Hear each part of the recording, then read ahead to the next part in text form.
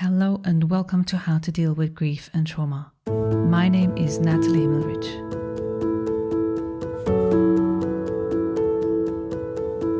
How to Deal with Grief and Trauma is completely self-funded, produced and edited by me, Natalie Himmelrich. Consider making a small donation to support the podcast. Go to bit.ly/support, capital G, capital T, and podcast. I repeat, bit.ly/supportgt podcast. Thank you so much. And for more information, please visit Natalie's website, join the podcast Instagram page, and subscribe to the newsletter to receive updates on future episodes. Like Reid and Jon in the previous 2 episodes, Heidi has turned dealing with the loss, in her case the loss of her brother at a young age, into purpose-driven work to support others. Heidi and her mother have created this amazing hub in the form of the Open to Hope Foundation, which has offered support in various ways for the past 20 years. Even before podcasts were a thing, they offered regular support through Open to Hope radio and TV shows. What this mother-daughter combo has created is a beautiful legacy of support in honor of their brother and son. Make sure to check it out. About this week's guest. Dr. Heidi Horsley is a licensed psychologist, social worker and bereaved sibling. She is the executive director of the Open to Hope Foundation and co-hosts the award-winning weekly cable TV show and podcast Open to Hope. Dr. Heidi is an adjunct professor of Columbia University, an award-winning author, and has a private practice in New York City.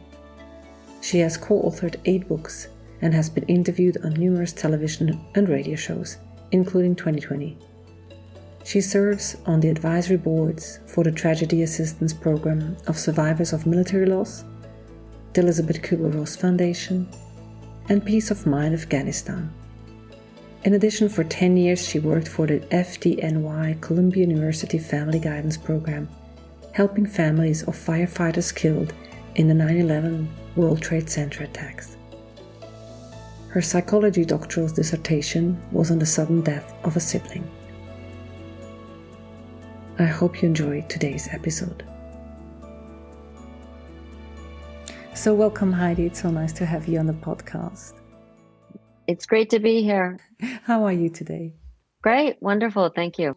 As always, I want to start with you, and maybe you can tell the listeners a little bit about how your life has been touched by grief, loss, and trauma. Okay. My story starts when I was 20. My 17-year-old brother Scott and cousin Matthew were driving in a car in Washington, D.C., and it was raining, and my cousin was driving. They were both 17. And my brother was a passenger, and the car hydroplaned and it hit the side of a bridge, and the car blew up, and both my brother and cousin died instantly.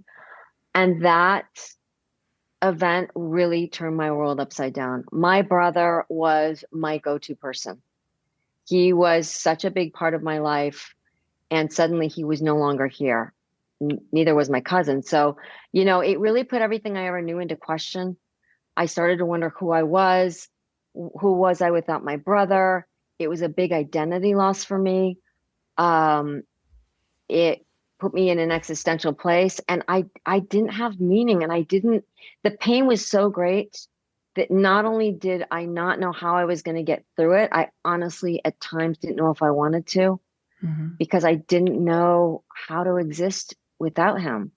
And so what happened was, the short version is that I went on a program called Colorado Outward Bound, and it's a survival program in the mountains. And I was in a really bad space in my life because I was grieving. And my father gave me the book Man's Search for Meaning at the time. And I got on the plane because I lived in New York. That's where I still live. That's where I'm from. Went out to Colorado and went on this 1-month program with this book. And basically, the short end of it is the book is about Viktor Frankl and how he survives the Holocaust and the camps, even though his pregnant wife, and I can tell you, Rex, you're like, yes, his pregnant wife and all of his friends and family perish. And in the book, he really talks about how we have to find meaning and purpose in our lives. That's how we survive. And he watches people in the camps give up the will to survive. And he knows he can't do that or he is going to die himself. So at great risk to himself, he keeps track of what's going on in the camp, writes this book, hides all of his notes so that one day when he is released from these camps, he can write a book and we will remember history forever. And he does this, and his book is Man's Search for Meaning. So the thing that I just spoke about this book to a client today. Isn't that amazing? Oh, wow. Coincidentally, I just spoke about Viktor Frankl today. I love this. It's so impactful, isn't it? I mean, his story is profound. I think what I took from it and what helped me are two things. One is that he quotes Nietzsche and says, "He who has a why to live can bear with almost any how." If we know why we are on the earth and why we are here, the everyday living isn't as painful. And at the time I read it, I didn't know my why yet. And that's okay. I always tell people, if you don't have it yet, that's okay. But I knew at some point I needed to figure out why I was still here.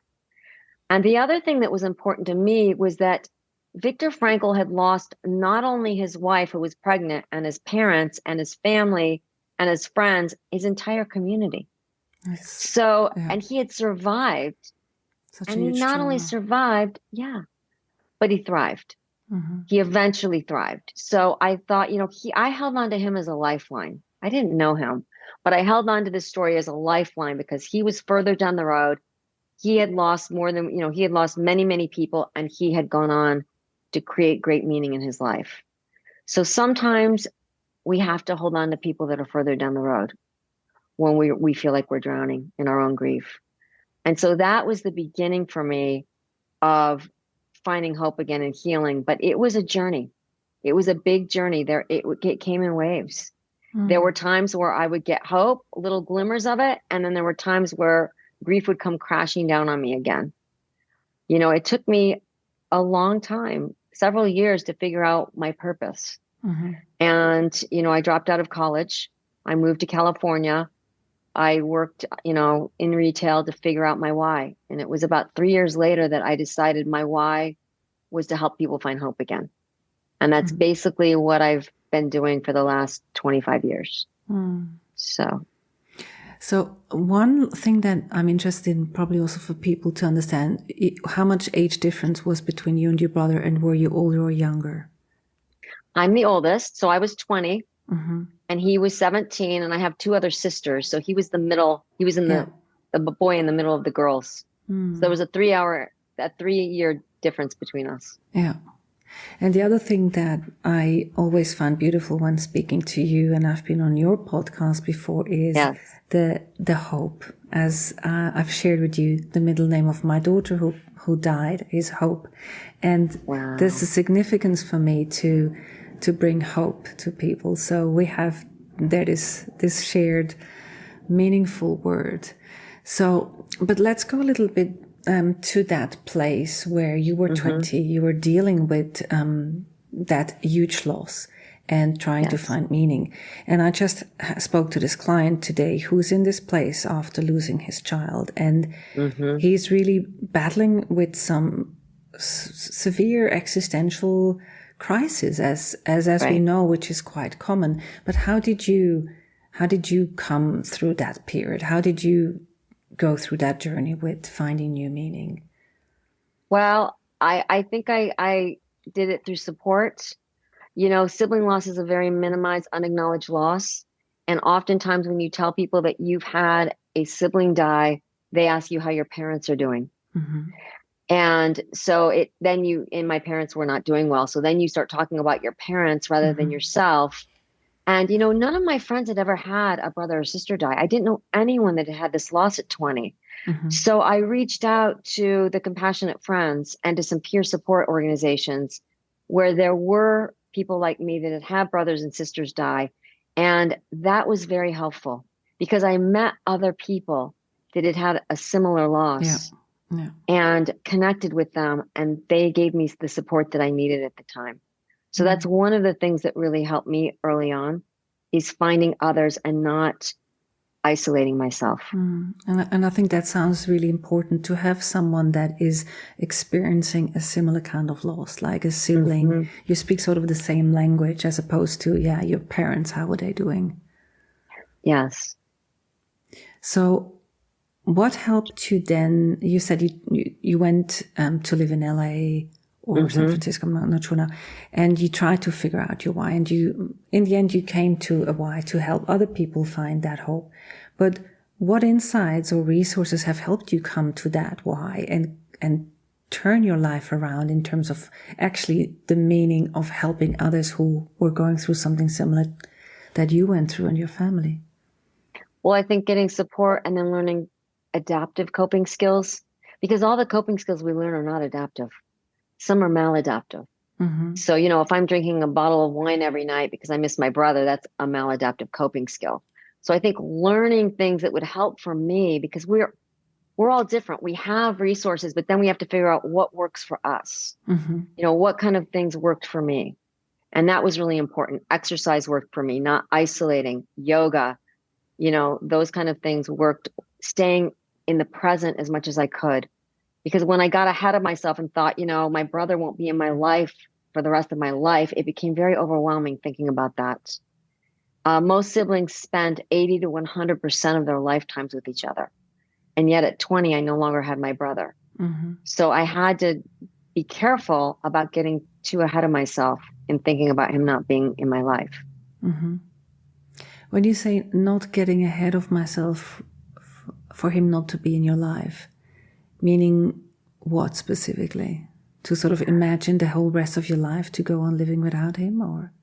Yes, exactly.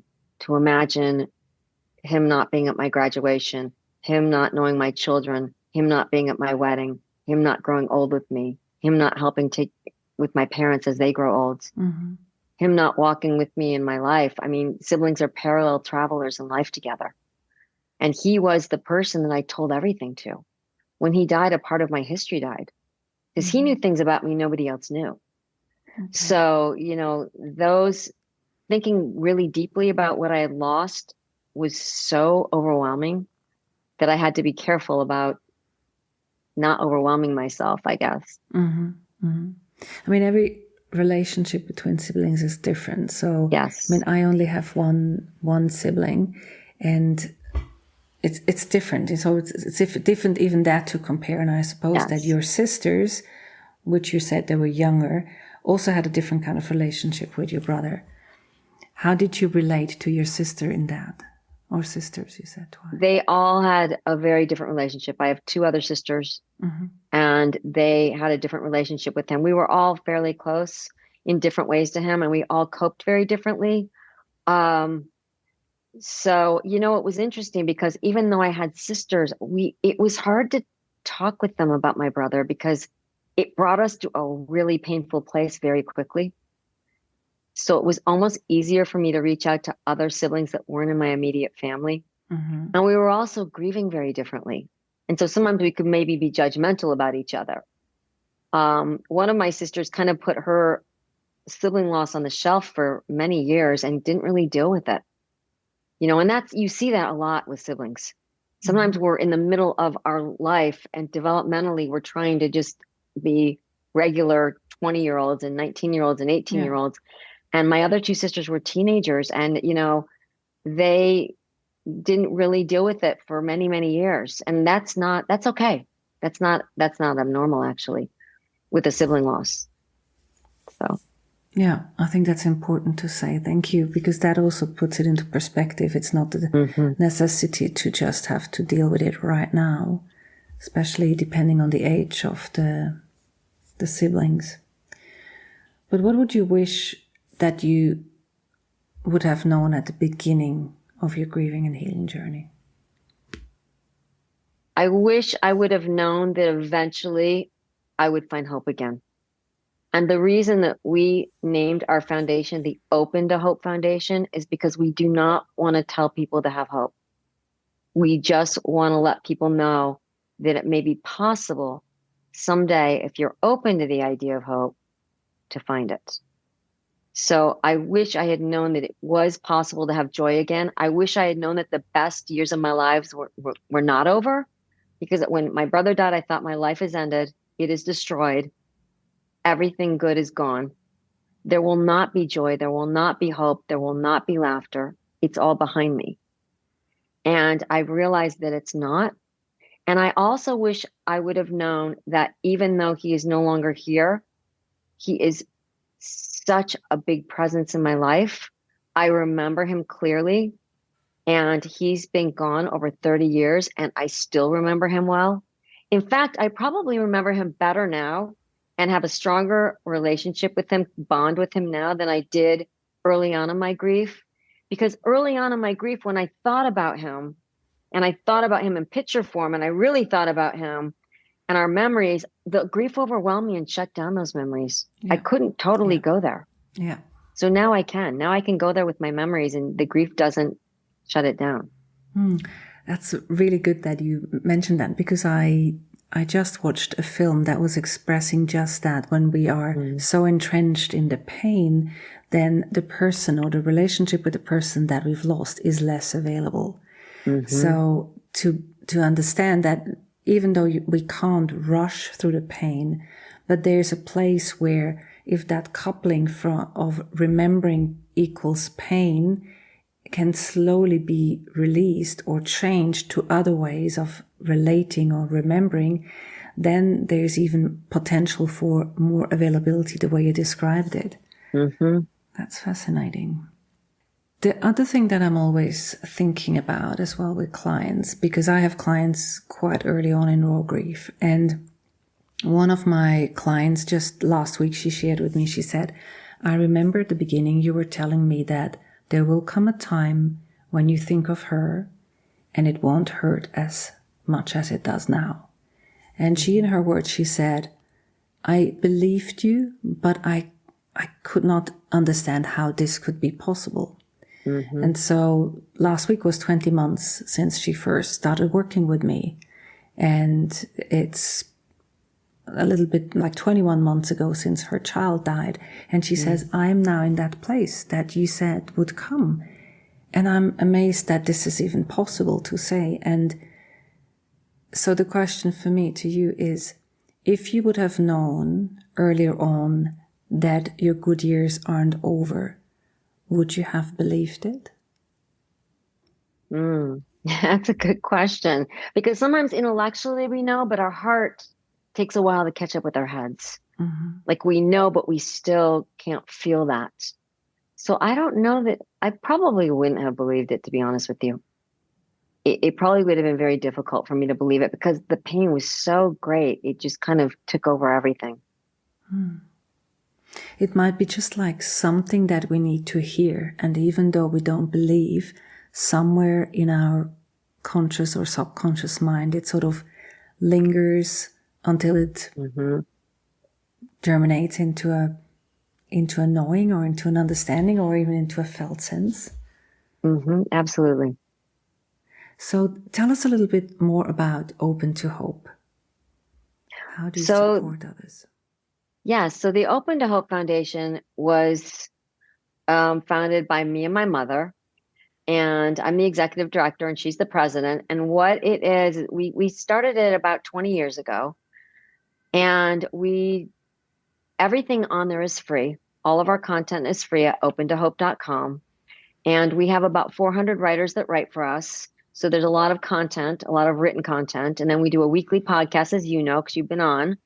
And then we do a cable show as well. And everything on there is helping people find hope after loss. That is the common theme. And we always close our shows by saying, if you've lost hope, please lean on ours until you find your own. That's beautiful. And so you started that with your mother, but your mother was also grieving. So how did that start to happen? That the two of you sort of, I mean, obviously you joined forces in the meaning that you made when you said 30 years ago. Right. Well, she started a radio show through the Compassionate Friends, which is an organization for people that have lost children and siblings and grandchildren. The executive director there asked my mother to host a radio show for 6 weeks. So she did it first through them. And I was listening to the show, and it was a really interesting show. And she had people come on and talk about their journey, but there was no sibling voice. And, the siblings, I say we because I speak for the siblings, we feel so invisible often, because our grief doesn't feel as significant oftentimes. It feels to us significant, but the research is saying that it is not as significant. And so I felt like we were once again being minimized and unacknowledged. And my mother said to me, "What do you think of the show?" And I said, "I think it's great, but once again, the sibling voice isn't there, Mom. I'm not hearing it." And she said, "Well, then why don't you come on and be my co-host? So be careful what you wish for." So that's how it started. I had no intention of doing it, but I knew I had to do it because I knew I had to speak for the collective sibling. I had to speak for the siblings out there. Oh, that's fantastic. A sort of two voices together, like the mother and the sibling. Yes. And we don't always agree, which I think makes it better, because she'll say some things and I'll sometimes say, "I don't agree with what you're saying." Or she might say the same to me. Mm-hmm. So it makes, it's good because we're speaking, like you said, as a bereaved parent and a bereaved sibling. And so that show has been on for 20 years. Yes. That is amazing. It started as radio. We started in a studio, and now it's a podcast.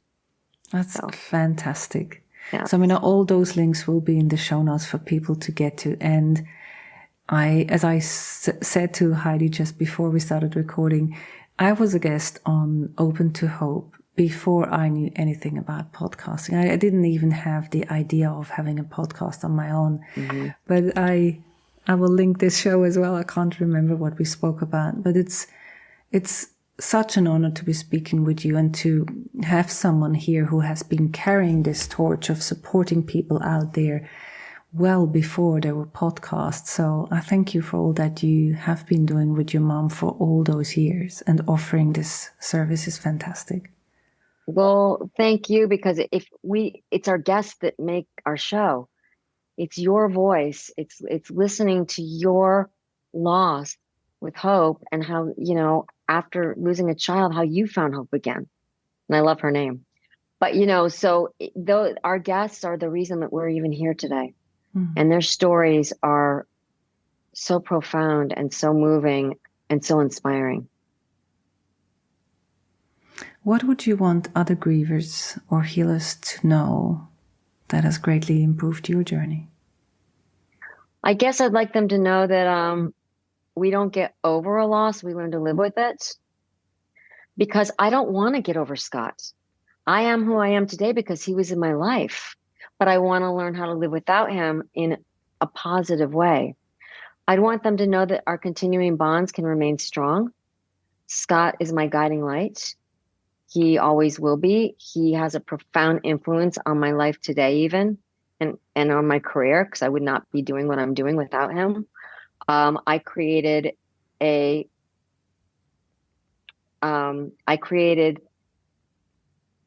class at Columbia University, a graduate class called Traumatic Loss During Childhood. And that was inspired because my brother died.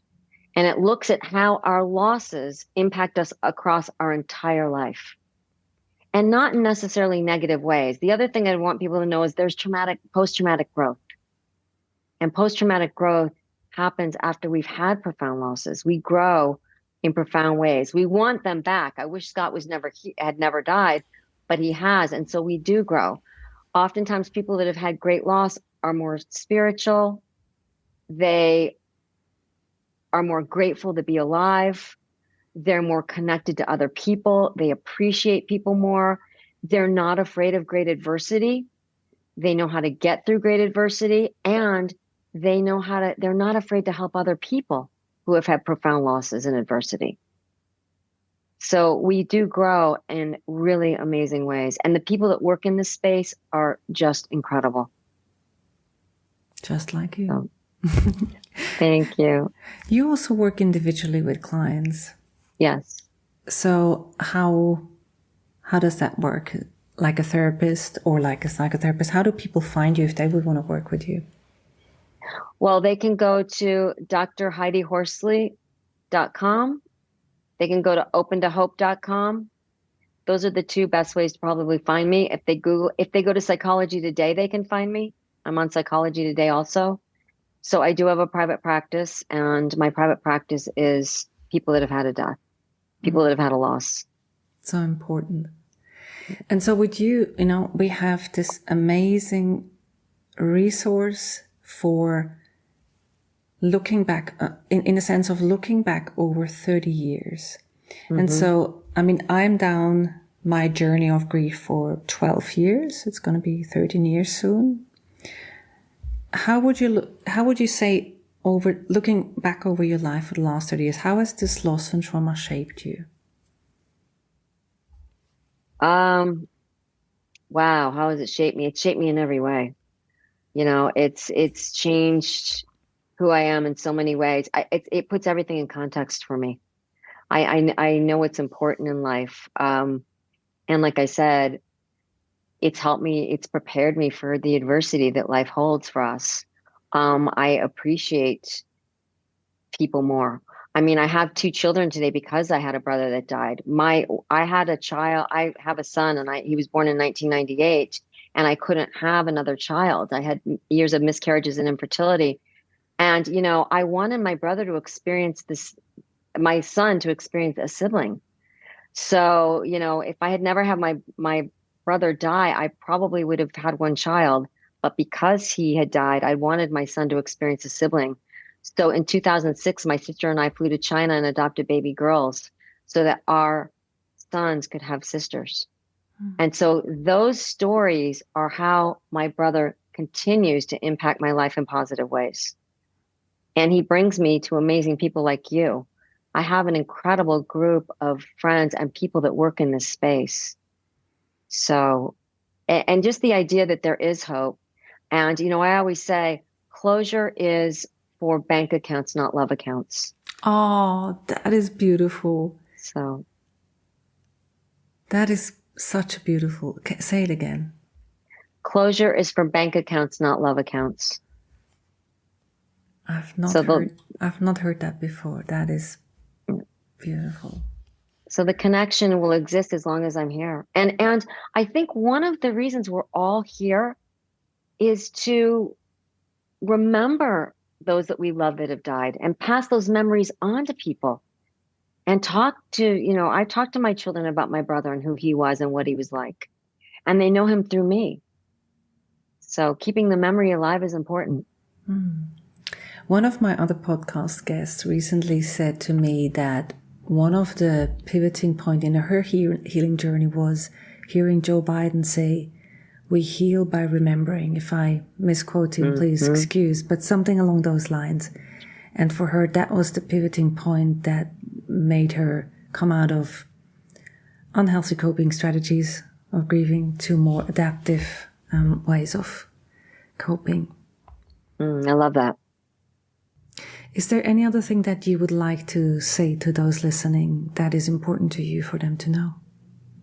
I guess that a loss may define my life. My losses may have defined my life in many ways, but they haven't destroyed my life. My father died in 2020, and my brother died when he was 17. And these losses, at first, when they happen, it feels like your life is destroyed. But over time, you realize that it's not. And the way I honor my brother is to live my best life. And I know initially it's hard to do that, but that is one of the ways that I honor him today.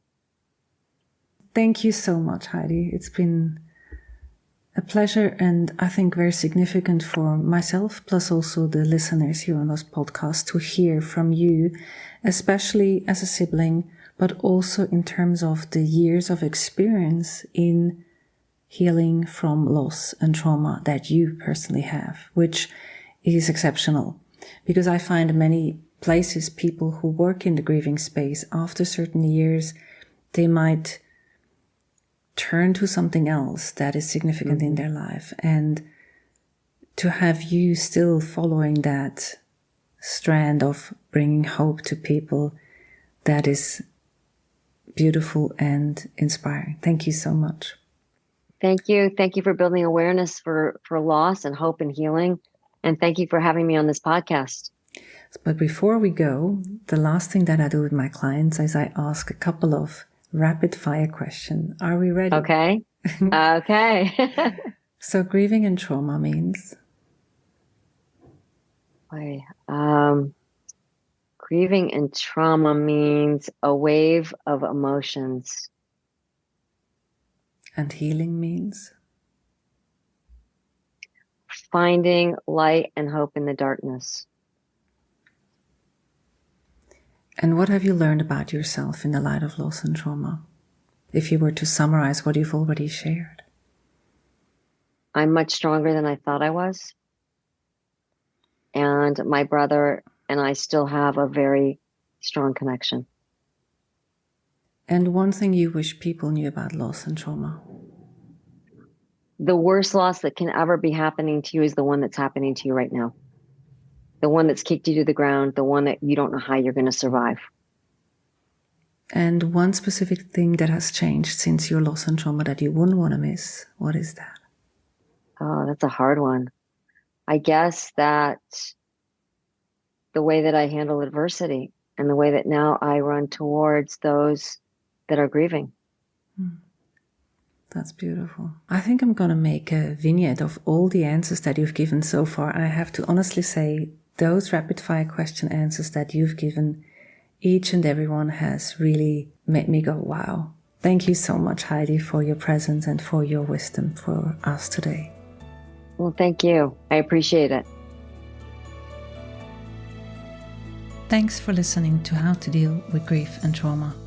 If you'd like to be updated on future episodes, please subscribe to our newsletter on nataliehimmelrich.com. If you need grief support, please contact me for a 30 minutes free discovery session.